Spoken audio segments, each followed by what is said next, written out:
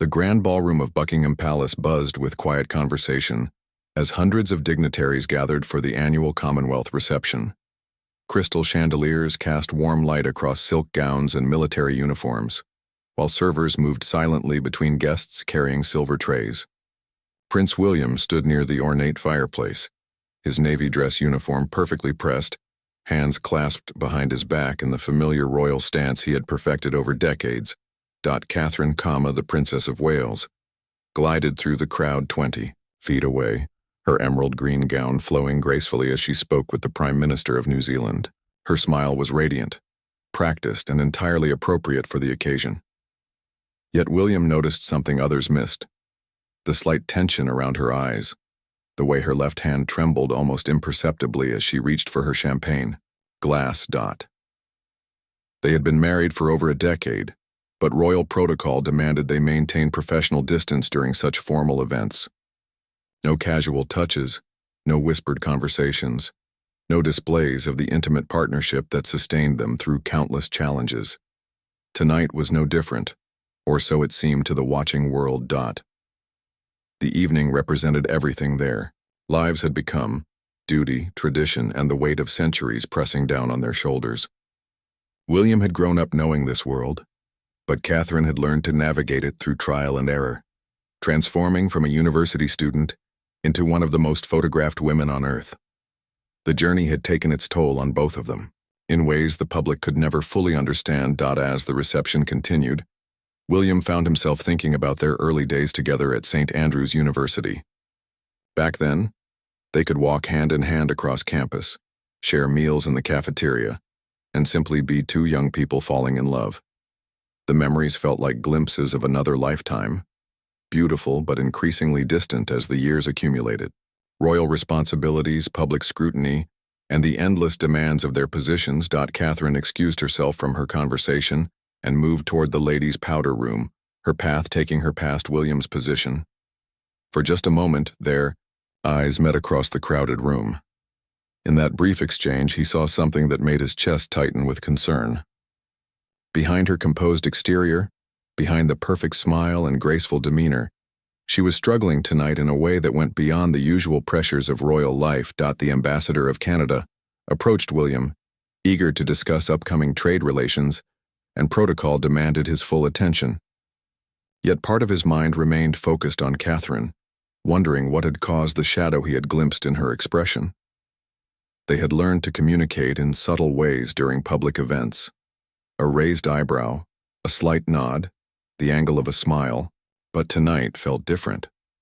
When Catherine returned to the reception, she positioned herself near the large windows overlooking the palace gardens. The autumn evening had painted the sky in shades of deep purple and gold, and she seemed drawn to the view beyond the glass. William watched as she stood alone for a moment, her reflection ghost-like against the darkening landscape. The evening wore on with its predictable rhythm of conversations, introductions, and diplomatic pleasantries. William and Catherine moved through their respective circles like seasoned performers, each playing their part flawlessly. Yet beneath the surface, something was building between them, an unspoken understanding that this particular night carried more weight than usual. As the formal portion of the reception drew to a close, guests began to filter out of the ballroom. The careful choreography of royal events meant that William and Catherine would leave separately, maintaining the proper decorum until they reached the privacy of their own quarters. But as they prepared for these final moments in the public, neither could have anticipated how the evening would end, or how a single gesture would cut through years of careful protocol to reveal the human hearts beating beneath their royal titles. The last of the Commonwealth dignitaries filed out of the ballroom, their conversations fading into the marble corridors of Buckingham Palace. Staff members began the careful process of clearing crystal glasses and straightening furniture, their movements efficient and nearly silent. William remained in his position near the fireplace, reviewing mental notes from his conversations with various ambassadors, while Catherine stood by the windows, seemingly absorbed in the view of the darkened gardens. The weight of the evening settled around them like a familiar cloak. These formal receptions had become routine over the years, each following the same carefully orchestrated pattern. They would exchange brief pleasantries about the event, review any important diplomatic connections made, and then retire to their separate studies to handle correspondence and prepare for tomorrow's engagements. It was the dance of duty they had performed countless times before. But tonight Catherine remained motionless by the window, her reflection growing clearer as the staff dimmed the chandeliers to their evening setting. William noticed she had not moved to collect her small beaded purse or begun the subtle signals that typically marked the end of such events. Instead, she pressed her fingertips against the cool glass, watching her breath create small clouds of condensation that quickly disappeared. The silence between them stretched longer than usual.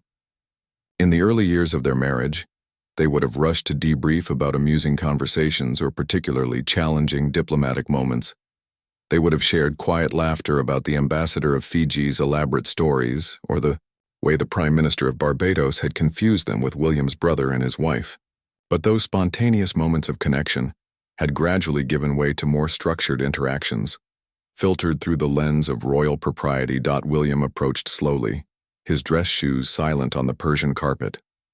As he drew nearer, he could see Catherine's shoulders rising and falling with deeper breaths than the evening's conversations would have warranted. Something was troubling her beyond the usual exhaustion that followed these marathon diplomatic events. The ballroom felt vast around them, transformed from a space filled with hundreds of people into an intimate setting that suddenly seemed too large for just two individuals. The ornate decorations that had provided a magnificent backdrop for the reception now felt like witnesses to a private moment. Neither had anticipated. Catherine finally spoke without turning from the window, her voice barely above a whisper.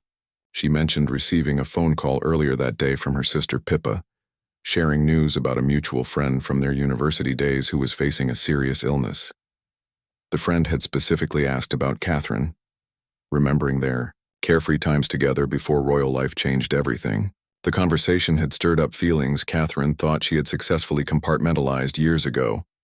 William listened without interrupting, recognizing the tone in his wife's voice that indicated she was processing something deeper than the immediate news. Catherine continued, explaining how the call had made her think about all the relationships that had shifted or faded as their royal responsibilities expanded. Friends who had once been central to their lives now existed at a careful distance. Their interactions filtered through private secretaries and official protocols. The irony was not lost on either of them. Here they were, surrounded by the most privileged life imaginable, yet feeling isolated from the simple human connections that had once anchored their world. Catherine turned from the window and William saw tears gathering in her eyes. Not from sadness exactly, but from a complex mixture of grief for what they had necessarily sacrificed and gratitude for what they had gained. For a moment, they stood, facing each other in the dimly lit ballroom, the space between them representing years of learning to navigate their public roles while trying to preserve their private selves. The protocols that governed their public interactions seemed to hover around them like invisible barriers, reminding them of the careful distance they were expected to maintain, even in moments like this. William understood that Catherine was not simply upset about their friend's illness, but wrestling with the broader implications of their life choices and the ongoing challenge of remaining authentic within the constraints of their positions. It was a struggle they both faced regularly, but rarely discussed so openly, each assuming the other had made peace with these necessary sacrifices. The silence in the ballroom grew heavy with unspoken understanding. William watched as Catherine struggled to maintain her composure, the professional mask she wore so effortlessly beginning to slip in the privacy of the moment. The news about their old friend had clearly triggered something deeper, a recognition of how much their lives had changed since those carefree university days when friendships were uncomplicated and authentic connection came naturally.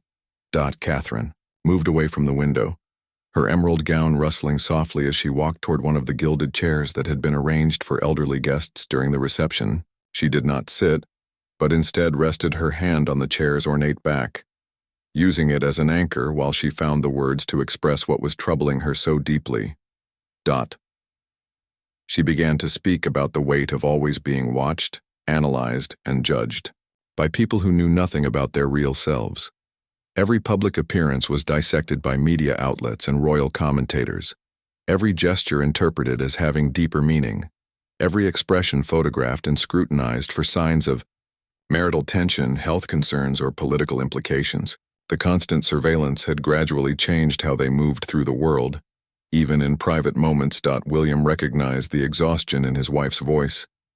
He had grown up understanding that privacy was a luxury rather than a right, but Catherine had been thrust into this reality as a young woman in love. The adjustment had been remarkable, but not without cost. She had learned to smile through criticism, to maintain dignity while tabloids speculated about everything from her parenting choices to her relationship with his family. The conversation shifted to their children and the complex challenge of raising George, Charlotte, and Louis within the constraints of royal expectations, while trying to give them some semblance of normal childhood experiences. Catherine expressed her fears about the pressures their children would face, the way their young lives were already being shaped by protocols and security requirements that separated them from ordinary peer relationships. William listened as Catherine described moments when she watched their children playing in the palace gardens, noting how even their games were influenced by their unique circumstances. George's natural leadership tendencies were already being interpreted through the lens of his future role as king, while Charlotte's spirited personality was analyzed for signs of royal rebellion or refreshing authenticity, depending on the observer's perspective. The irony struck them both. They were among the most fortunate people on earth, with resources and opportunities beyond most people's dreams, yet they struggled with isolation and the challenge of maintaining genuine relationships. Their marriage had survived and even thrived under these pressures, but it required constant work to preserve intimacy and authenticity within the framework of their public roles. Catherine paused in her reflections, suddenly aware that she had been sharing these vulnerable thoughts more openly than she had in years. The formal setting of the ballroom seemed incongruous with the deeply personal nature of their conversation, yet somehow the grandeur around them emphasized the weight of the burdens they carried together. William found himself thinking about his mother and the way she had navigated similar pressures decades earlier. Princess Diana had faced intense scrutiny and isolation, ultimately struggling to balance her authentic self with royal expectations. The parallel was not lost on him as he watched his wife grapple with comparable challenges, though in a different era and with different support systems. The late hour and emotional intensity of their conversation had created an atmosphere unlike their usual post-event discussions. Instead of the efficient review of diplomatic connections and scheduling considerations that typically followed such receptions, they found themselves engaged in the kind of raw, honest communication that had become increasingly rare in their carefully structured lives. Catherine looked directly at William, her eyes bright with unshed tears but also with a clarity that suggested she was working through something important. She spoke about missing the simplicity of their early relationship, when they could disagree openly, comfort each other spontaneously, and express affection without considering how their actions might be photographed, interpreted, or criticized by people who had never met them but felt entitled to judge their every interaction. William felt something shift inside him as he listened to Catherine's vulnerable words echoing in the vast ballroom. Her honesty was cutting through years of careful politeness they had developed even in their private moments together. Somewhere along the way, they had begun treating each other with the same diplomatic courtesy they showed to foreign dignitaries, protecting themselves even from each other behind walls of royal propriety. He began to share his own struggles, admitting that he sometimes felt like he was losing himself in the role that had been predetermined for him since birth. The young man who had fallen in love with Catherine at university had possessed dreams and uncertainties that seemed to have no place in his current life. Every decision was filtered through considerations of duty, tradition, and public perception, leaving little room for the spontaneous choices that had once defined his character. Catherine listened as William described the loneliness of always being the future king first and himself second. Even their closest relationships were affected by this hierarchy. Friends approached him differently. Family members considered the implications of their words and actions in light of his position, and even their children sometimes seemed to see him as a symbol, rather than simply their father. The weight of generational expectation pressed down on both of them. William carried the legacy of his grandmother's remarkable reign, his father's decades of preparation, and his mother's complex Relationship with royal life. Catherine bore the responsibility of modernizing an ancient institution while respecting its traditions, all while raising the next generation of royals and maintaining her own identity as a woman, mother, and partner. As they talked, the ballroom around them seemed to shrink, the ornate decorations and historical portraits becoming less intimidating and more like familiar witnesses to their struggles. They realized how rarely they had allowed themselves this level of emotional honesty, how their conversations had gradually become focused on schedules, obligations, and the needs of everyone around them, except themselves. Catherine moved closer to William, no longer maintaining the physical distance that had become habitual during their public interactions. The space between them had always been carefully managed, measured in photographs, analyzed by body language experts, and scrutinized for signs of marital harmony or discord. Even in private, they had unconsciously begun to maintain these protective distances. She spoke about the moment during the reception when she had felt overwhelmed by the weight of performing happiness and engagement while processing difficult news about their friend. The ability to compartmentalize had become both a survival skill and a barrier to authentic connection. She had smiled and conversed brilliantly while internally struggling with grief and nostalgia for a simpler time in their lives. William recognized this experience intimately. He described similar moments when duty required him to be present and engaged while his heart was elsewhere. During his military service, when he worried about Catherine facing public scrutiny alone, during difficult periods in his father's health, during times when their children needed him, but royal obligations demanded his attention elsewhere. The conversation revealed how much they had been protecting each other from their individual struggles, each assuming the other was managing better than they actually were. Catherine had not realized how deeply William questioned his ability to be the kind of king the modern world needed, while he had not understood how isolated she sometimes felt, despite being surrounded by staff and supporters. Their vulnerability began to dissolve the careful barriers they had constructed around their relationship. Years of measured responses and diplomatic consideration of each other's positions gave way to the raw honesty that had characterized their early relationship. They remembered why they had chosen each other as partners for this impossible life, not just for their compatibility in public roles, but for their ability to see and support each other's authentic selves. The late hour and emotional intensity of their exchange created a bubble of intimacy in the grand ballroom. For the first time in months, perhaps years, they were simply William and Catherine rather than the Duke and Duchess of Cambridge, future King and Queen, or any of the other titles that usually defined their interactions with the world, and sometimes with each other. Catherine reached out tentatively, her hand moving toward William's arm before she caught herself, the ingrained habit of public restraint interrupting even this private moment. The gesture hung in the air between them, representing years of suppressed impulses to comfort, connect, and express love spontaneously without considering the watching world. The moment Catherine's hand hesitated in the air between them became a crystallization of everything they had been discussing. Years of conditioning had taught them to suppress natural impulses toward physical comfort and connection, even in private spaces. The invisible cameras, the potential for staff to enter unexpectedly, the ingrained awareness that their every interaction might become public knowledge, had created barriers that persisted even when they were alone. William saw the conflict in his wife's eyes, the desire to reach out warring with years of practiced restraint. In that suspended moment, he realized how much they had both sacrificed in learning to live under constant scrutiny.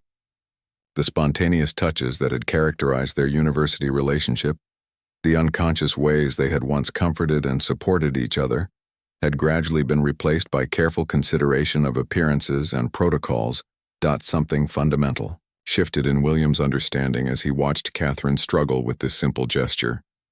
He realized that their emotional distance had not developed because their love had diminished, but because they had learned to protect that love from public consumption by keeping it carefully contained. The very thing that had sustained them through years of pressure had become partially inaccessible, locked away behind walls they had built to preserve their privacy. The ballroom around them suddenly felt like a stage set rather than a real room.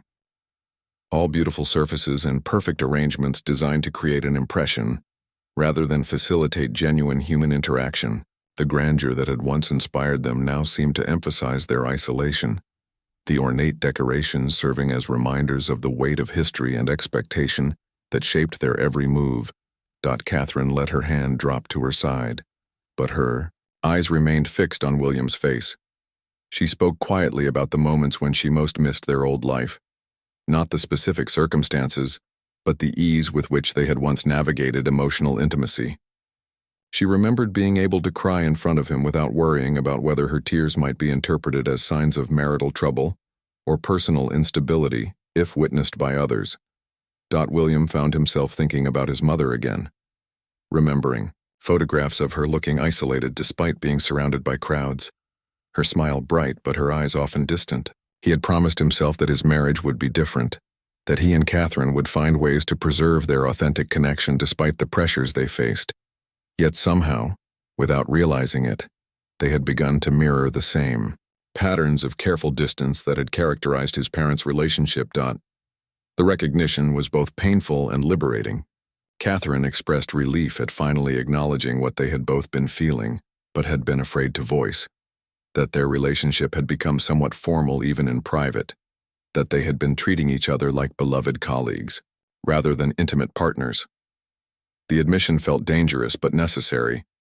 William moved closer, closing some of the physical distance between them.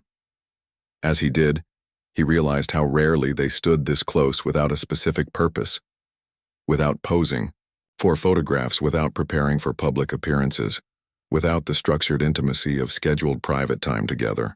Even their spontaneous moments had become somewhat choreographed by habit and caution. Catherine looked up at him, and for the first time that evening, her composure began to crack completely.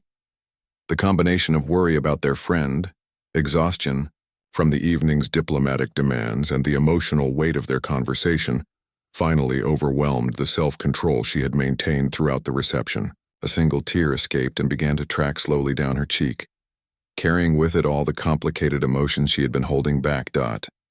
In that moment, William faced a choice that represented everything they had been discussing. He could maintain the respectful distance that had become their norm, offer verbal comfort, and allow Catherine to compose herself according to the emotional protocols they had unconsciously established. Or he could respond with the natural instinct he had been suppressing for years, to simply comfort his wife without consideration for anything except her immediate need for support. The tear continued its path down Catherine's face, and William realized that this moment would define something important about their relationship going forward. Years of careful boundaries and managed intimacy had led to this suspended moment, where even the most basic gesture of comfort required conscious decision rather than natural response. Catherine made no move to wipe away the tear, perhaps understanding that this moment represented something larger than her immediate emotional state. She waited, vulnerable and exposed, while William wrestled with instincts that had been carefully trained out of him over years of public life, but were now reasserting themselves with startling intensity. William's hand rose without conscious decision, moving with the natural grace of a gesture that had been suppressed for too long. His thumb brushed gently across Catherine's cheek, catching the tear that had become a symbol of everything they had been holding back from each other. The touch was soft, intimate, and completely unguarded, the kind of spontaneous comfort that had once been second nature between them. The moment his skin made contact with hers, years of careful emotional management dissolved. Catherine's eyes closed briefly at the familiar warmth of his touch, her body relaxing in a way that revealed how much tension she had been carrying. The simple gesture contained all the comfort, understanding, and love that had been filtered through protocol and propriety for so long that they had almost forgotten its power. William did not remove his hand immediately, instead allowing his palm to cup Catherine's face in a gesture of tenderness that transcended royal training and public expectations. In the vast ballroom, surrounded by portraits of their predecessors and symbols of centuries of tradition, they rediscovered the elemental connection that had drawn them together as young people and sustained them through years of extraordinary pressure. Catherine leaned into his touch, her hand finally completing the gesture she had started earlier by covering his hand with her own. The physical connection seemed to unlock something in both of them, a recognition that their love had not diminished, but had been carefully contained behind walls they had built to protect it from public consumption. In trying to preserve their relationship from external scrutiny, they had inadvertently limited their access to its most nurturing aspects. The silence between them now felt different from the careful quiet that had characterized their recent interactions. Instead of the diplomatic pause that allowed each to consider their words before speaking, this was the comfortable intimacy of two people who understood each other completely and no longer felt the need to perform, even for each other. William spoke quietly, his voice carrying none of the formal cadences that had become habitual in his public life. He told Catherine that he had missed her, not the accomplished duchess who managed royal engagements with such grace, but the woman who had once laughed freely at his terrible jokes and challenged his assumptions without worrying about contradicting a future king. He missed the version of themselves that had existed before they learned to be so careful with each other. Catherine smiled through her remaining tears, recognizing the man she had fallen in love with in his honest words. She admitted that she had been afraid to burden him with her struggles, knowing how much pressure he faced from all directions. She had tried to be the perfect royal wife, managing her own challenges privately to avoid adding to his responsibilities. The realization that they had both been protecting each other at the expense of their connection was both heartbreaking and hopeful. Their conversation continued in this new key of honesty, but now their words were accompanied by the casual touches that had once been natural between them. William kept his hand on Catherine's face while she spoke, his thumb occasionally brushing away new tears that fell not from sadness but from relief at this return to authentic intimacy. As the evening moved toward midnight, they began to find their way back to each other across the emotional distance that had gradually developed. The ballroom that had felt so vast and formal at the beginning of their conversation now seemed like a sacred space where they had rediscovered something essential about their partnership. They talked about changes they wanted to make, ways to preserve more space for their private selves within their public lives. They acknowledged that the pressures they faced would not disappear, but they could choose to face them as true partners rather than as carefully coordinated colleagues. The conversation became a recommitment to their marriage and to each other, made more powerful by their honest acknowledgement of how far they had drifted from their original connection. When they finally left the ballroom that night, they walked out together rather than maintaining the separate exits that protocol typically required. William's arm was around Catherine's waist, her head resting briefly on his shoulder as they moved through the dimly lit corridors of the palace. The gesture would never be photographed or analyzed by royal watchers, but it represented a victory over the forces that had gradually constrained their relationship. In the weeks that followed, those who worked closely with the royal couple noticed subtle changes, moments of unguarded affection that had become rare, private jokes shared during public events, a quality of attention they gave each other that suggested renewed intimacy rather than professional collaboration. The single tear that William had wiped away in the empty ballroom had washed away years of accumulated emotional restraint, restoring access to the love that had always existed between them but had become carefully contained behind walls of royal propriety.